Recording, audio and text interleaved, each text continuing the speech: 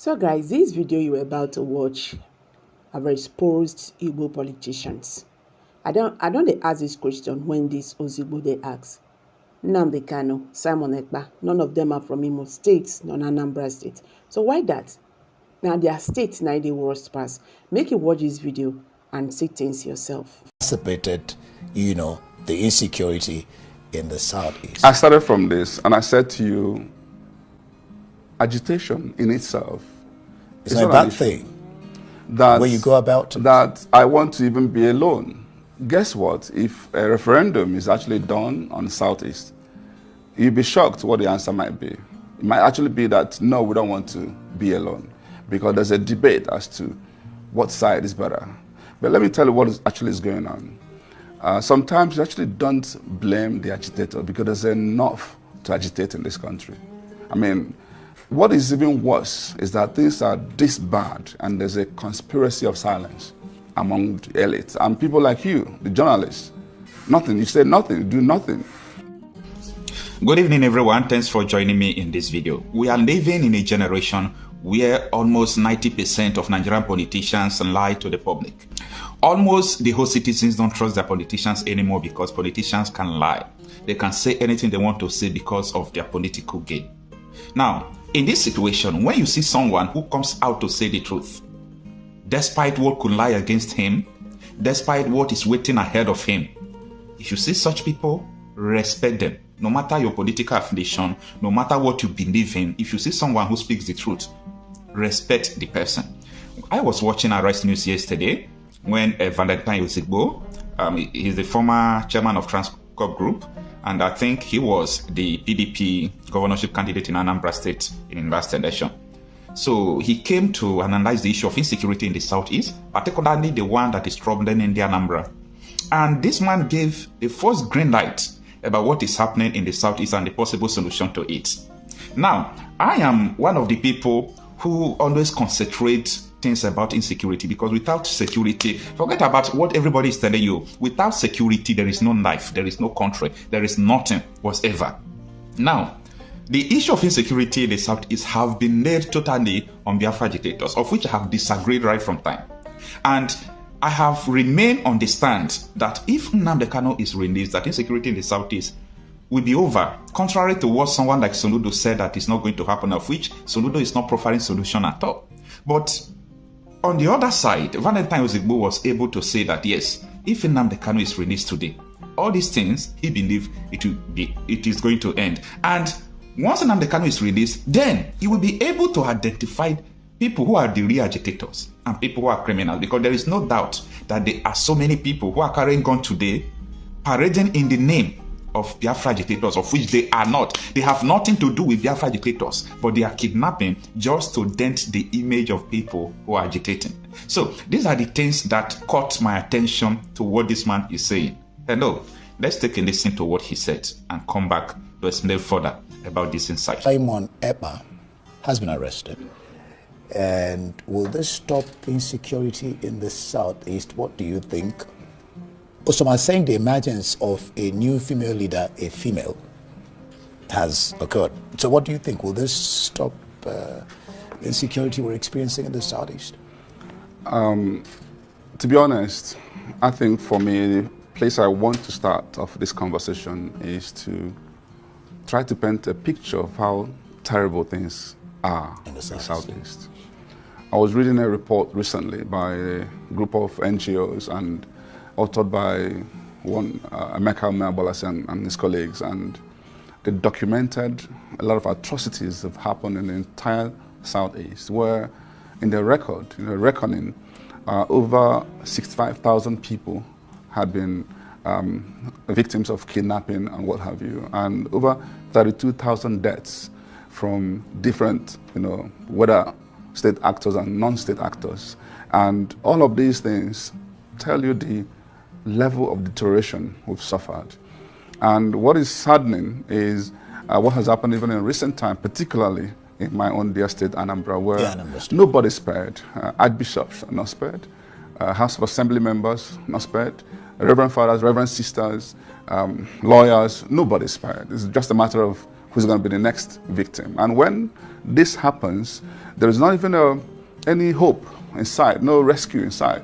It's just when the criminals decide to leave you off, if they decide to murder you or sell your body parts, it's their decision. And they do this unchecked. There's no threat of, oh, we're going to be arrested, nothing like that. They can spend a whole 30 minutes, 1 hour in an incident, and this is how bad it's become. And so when we're now going to go into the root cause of this, I don't think it's appropriate to just coalesce it into IPOB activities, because that's what your question is tending to suggest. Arrest of Simon Ekpa, will it stop? As if that's the only, no. Let's go deep into what actually are the root causes of this issue. In my opinion, again, it's just when you have poor leadership, because even within the same Southeast, some states are better than some. Anambra is seen as the worst today. Enugu is relatively better. Abia is better. What are they doing differently? It's still the same, and guess what? Simon Ekpa is not even from Anambra State. Mazi Nnamdi Kanu is not from Anambra State. Why is Anambra the worst? It boils down to issue of leadership. Now, let's talk about the IPOB. I believe that agitation actually is not a wrong thing in itself. Somebody saying, this is what I want, it's not a wrong thing. How you go about it could be wrong, and how also the government treats it could be wrong. And that's what we've been facing today. I'm one of those who have called for the release of Mazi Nnamdi Kanu. I don't think the continued detention, incarceration, and all of this is helping matters. And quite frankly, I don't know Simon Ekpa. We see some of the videos he does, and whether he changes, replaces, I think is irrelevant to what we're talking about. Because what has happened is that there are now huge criminal elements that hide under the auspice of IPOB to create all manner of issues. But truly speaking, they are not agitators. They are criminals. So what I say to leaders, forget about this nomenclature.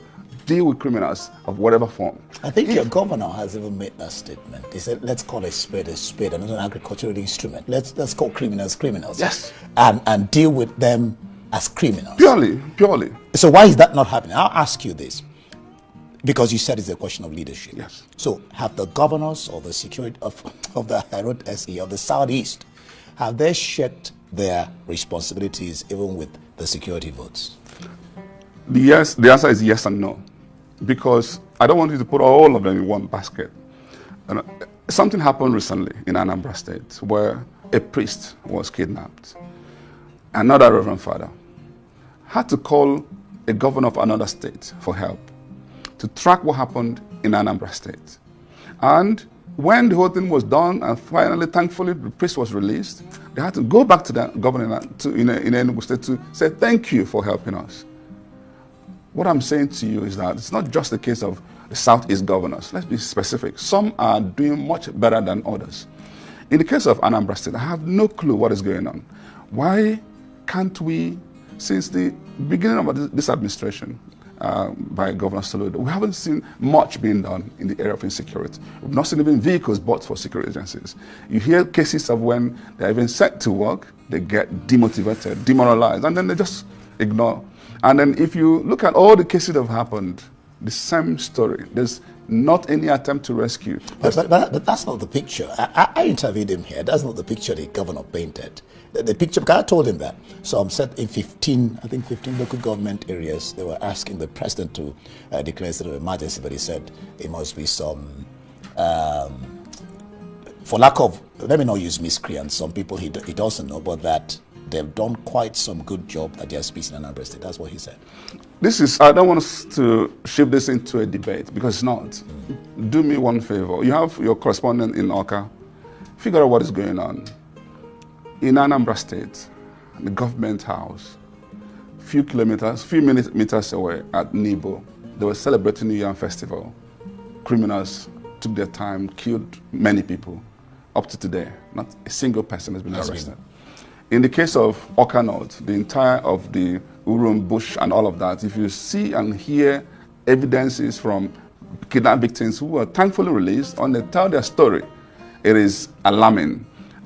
Once this interview is over, I'm going to share a lot more. Okay. The point here is that every single Anambra person who is savvy enough to understand what is going on, we all come to the same conclusion that nothing has been done so far.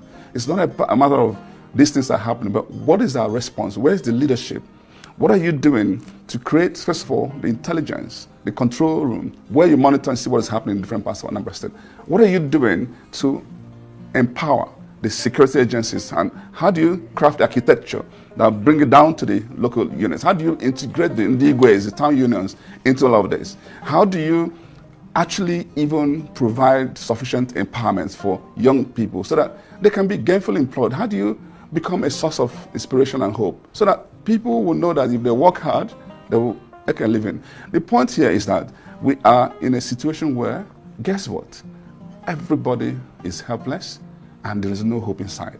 And just recently, saying that after Christmas, it's going to launch some security initiative. And people are saying, why wait until after Christmas? Are you using that for re-election gimmicks or what? Why? What happened in the first 3 years of your administration? Why are you waiting on the twilight to launch? Because we say this because we know sometimes what usually happens is leadership. They are usually the architect of some of these things. They empower criminals for political gains. And when they're not empowered, they don't know how to treat these criminals. How do you even recover some of the guns you've armed wrong people? And this is what we keep saying. And it's not just in Nigeria. The whole case of banditry, you hear cases across of the length and yes, breadth you hear cases of these people actually came in through the politicians who use them for nefarious activities. And then when the job is done for them, what next? They have no answer. They don't have employment. They have no answer. They start, again, you've raised another issue. You have the leaders. Because we're talking particularly about the Southeast, even though you mentioned, of course, Nigeria in general. Have the leaders in the Southeast, do you think that they played the ostrich looking for the cause of the problem outside their shores while the problem is within? Because I've seen so many leaders talk about, okay, I'm going to come to Nnamdi Kanu and all that. But don't you think they played the ostrich, begging the issue, looking for somebody said it's only the rat that is inside that tells the one outside that there's fish in the kitchen. 100%. If you actually dig further, if you read this report I'm talking about, it identified the real actors. You will see the one that are externally influenced. You also see the one internally influenced. A lot of the things happening are actually being created and caused by also the people of Anambra State. We're not talking only about Anambra State. I'm just using, okay, the same way. If you go to Imo, you go to Ebon, you go to Abia, you see those cases. Because what you even find is that simple intelligence. I sat down with a top police officer recently, and I said to him, well, I see effort he's making, what is going on? And he was blaming it on the locals. Do you know something may happen today here at this port? They will pursue, give a chase, and then when they get there, ask the locals, where did they go to? Nobody would talk. And I said to him, do you know why that is happening? It's happening because some of them are under oath, which means nothing. It's just a matter of they're getting intimidated. And some of them don't trust you guys to be able to provide this information because they don't know who they're talking to. Maybe once the information gets back to these criminals, there is this guy, you create a problem for that whole family. And so, what do? You think differently. It's all imagination, creativity. Create a whistleblowing opportunity and an anonymous way of gathering this information so that people are protected when they give out this information. What I'm saying, in fact, is that none of these things are intractable. We've had issues like this in the past, and we solved them. So it's just a case of leadership. And what I keep saying to people, they should stop looking at whether it's external or internal. Don't blame anybody. Deal with the issue. Take leadership. Do what you have to do. Because you are the chief security officer. In the state. Now, because what we discuss, I mean, we must not forget the fact that the purpose of the discussion anyway is to find solutions to these problems. I was discussing with a security expert, Kabiru Adamu, and he believes that a tripartite dialogue between the federal government, the state, and the leadership of the proscribed Biafran groups, especially Kanu, and this can iron out a political settlement to eliminate insecurity in the Southeast in its entirety. What do you make of this as a solution? I agree with that submission. You know why? Don't give anybody any excuse anymore. If we solve this problem and Nnamdi Kanu is out, you now know that the rest of the people making the noise are criminals. So there's not a case of debating, are they agitators, are they criminals? So agitators, they have basically not much reason anymore. So everybody who causes any other mayhem is a criminal. They treat him as one. Secondly, we go beyond just governor and presidential, and let's also bring it regional. I like to see the governors of Southeast come together and throw away their egos, just come together, blend together, and solve this problem commonly. Because the idea of you chase them in Imo, they run to Anambra, you chase them in Anambra, run to Imo, doesn't help anybody. But if they are able to come together, you chase them concurrently, and they will have no place more. Ebubago, what has he been able to do? As far as I'm concerned, the answer is in the result. I don't celebrate effort. Security has worsened in Anambra State and Southeast. Let's figure out how to get it solved. What we've done so far hasn't worked. The only thing I've seen is some states who have made some appreciable improvement. And what I keep mentioning these states, so that let my governor go and copy and replicate what they're doing, so that at least we can feel a little bit safe, while hoping for other bigger strategies. And these things are things that can be deployed just within the next 2-3 months and get things. If we show the political will in solving this and show, follow a certain strategy, and some of them I've spoken about, I've done videos on. In fact, I just did another video today, which I'm going to release tomorrow, just again focusing on insecurity, because it is our #1 problem. Can you imagine how many businesses have left? I was going to come to that. I mean, I think I have something on business. I'll try to get to that. Nnamdi Kanu founded this now proscribed IPOB in 2012. Since then, it has metamorphosed into varied factions. I mean, we're talking about the root cause of this problem. Some say the root cause of the insecurity in the Southeast is his incarceration, while some others say it's politically motivated to demonize IPOB and the Biafra agitation. Do you agree with that? And has this varied factions exacerbated, the insecurity in the Southeast? I started from this, and I said to you, agitation in itself is not a bad thing. That when you go about that, I want to even be alone. Guess what? If a referendum is actually done on Southeast, you'll be shocked what the answer might be. It might actually be that, no, we don't want to be alone, because there's a debate as to what side is better. But let me tell you what actually is going on. Sometimes you actually don't blame the agitator, because there's enough to agitate in this country. I mean, what is even worse is that things are this bad, and there's a conspiracy of silence among the elites and people like you, the journalists. Nothing. You say nothing. You do nothing. We're doing something. That's what we're doing. That's what we're doing now. That's what we're discussing. So you can't say we say nothing. And then some of the former leaders, governors and co, because they all have EFCC files, nobody says nothing. That's the worst thing that can happen. That in the face of criminality, everybody keeps quiet. So on that note, Nnamdi Kanu was speaking up. It's actually commendable someone was speaking up. Sometimes he goes overboard, and some of us will cringe. No, you're going too far. But he wasn't. There's actually a good premise for people to agitate in this country. And guess what? It wasn't exclusive to Southeast alone. Almost every part of this country. Today, I don't see anybody agitating more than the northern part of Nigeria today. They are all agitating. But how do they do that? Some do that in the quietness of their home. And see, we've got to hold leadership accountable if we want a functional democracy. So, but how they managed the whole Nnamdi Kanu thing was and the same thing happened with Boko Haram, by the way.